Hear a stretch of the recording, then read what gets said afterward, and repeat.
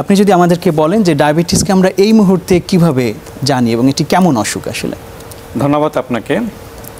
Diabetes একটা বিপাকজনিত রোগ একটা, সেখানে রক্তের শর্করার সাথে সম্পর্কযুক্ত অনেক হাই হয় তখন আমরা ডায়াবেটিস বলে থাকি। তার পিছনে ব্যাকগ্রাউন্ড হলো যখন শরীরে ইনসুলিন তৈরি ক্ষমতা কমে যায় অথবা ইনসুলিনের কার্যক্ষমতা কমে যায়, এই দুটাই মিলেই কিন্তু আমার রক্তের শর্করা বেড়ে যায়।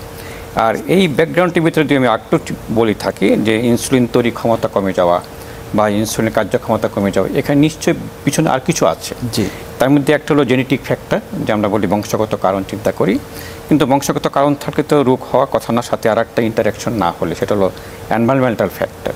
তো এখানে এনভায়রনমেন্টাল ফ্যাক্টর, যে বিশেষ করে আমি টাইপ 2 কথা বলছি এখানে, আমাদের দ্রুত নগরায়নের কারণে হোক বা ইন্ডাস্ট্রিয়ালাইজেশনের কারণে হোক, ইকোনমিক গ্রোথের কারণে হোক, আমাদের জীবনযাত্রার একটা বিরাট পরিবর্তন আসছে। তার মধ্যে হলো খাদ্যাভ্যাসে পরিবর্তন আসছে, ফিজিক্যাল অ্যাক্টিভিটি পরিবর্তন আসছে, এনভায়রনমেন্টাল আর পলিউশন, অনেক কিছুই এখানে আসছে।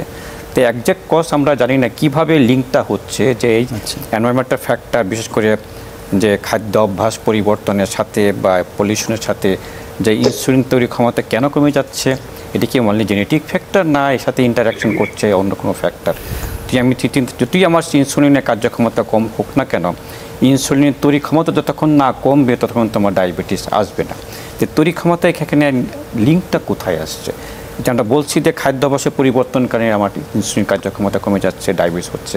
তো লিঙ্কটা যদি আমি চিন্তা করি খাদ্যাভ্যাসের সাথে ইনসুলিনের সম্পর্কটা কোথায়, আমাদের যে খাবার খাই তার সাথে খাবার হজম হবে, যাবে, রক্তে যাবে, এখানে কিন্তু আমার ইন্টেস্টাইন একটা বিরাট ফ্যাক্টর আছে এখানে।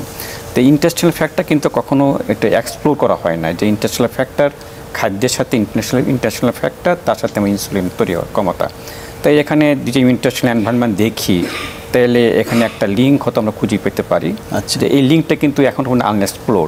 প্রবাবলি যে আমরা এই লিঙ্কটা যদি খুঁজে পেতে পারি, তাহলে হয়তো আমাদের যে চিকিৎসা পদ্ধতি একটা পরিবর্তন এখানে আমরা আনতে পারবো। শুধু তাই না, আমাদের রোগ হওয়ার থেকে আমরা প্রতিরোধ করার একটা প্রবণতা আমরা আনতে পারবো।